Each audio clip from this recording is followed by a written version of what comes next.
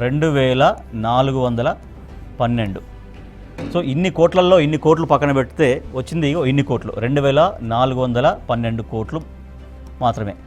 అంటే దీని మీద ఇప్పుడు ప్రభుత్వం 33% ఇచ్చినట్టు. 33% ఇస్తే ఎట్లా ఇవ్వాలి? మొత్తం నికర లాభం 4,701 కోట్ల పైన నికర లాభం చేస్తే 1,150 కోట్లు రావాలి.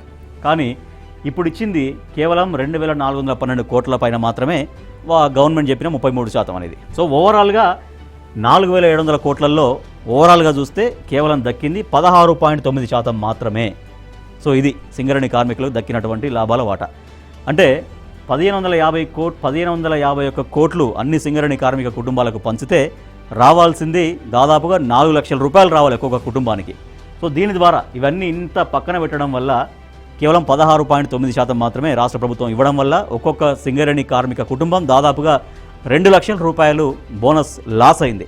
సో ఇప్పుడు అదే సింగరేణి కార్మికులు ప్రశ్నిస్తున్నారు, మాకు మొత్తం నికర లాభం మీద 33% ఇస్తామని చెప్పి చాలా వరకు దాదాపు 2,289 కోట్లు పక్కన పెట్టి మిగిలిన దానిపైన మాకు బోనస్ ఎందుకు ఇచ్చారు, మమ్మల్ని ఎందుకు ఇట్లా మోసం చేశారు, మాకు చెప్పిన మాట ఏంది, మాకు చేసింది ఏంటంటూ సింగరేణి కార్మికులు చాలా తీవ్రంగా ఫైర్ అవుతున్నారు.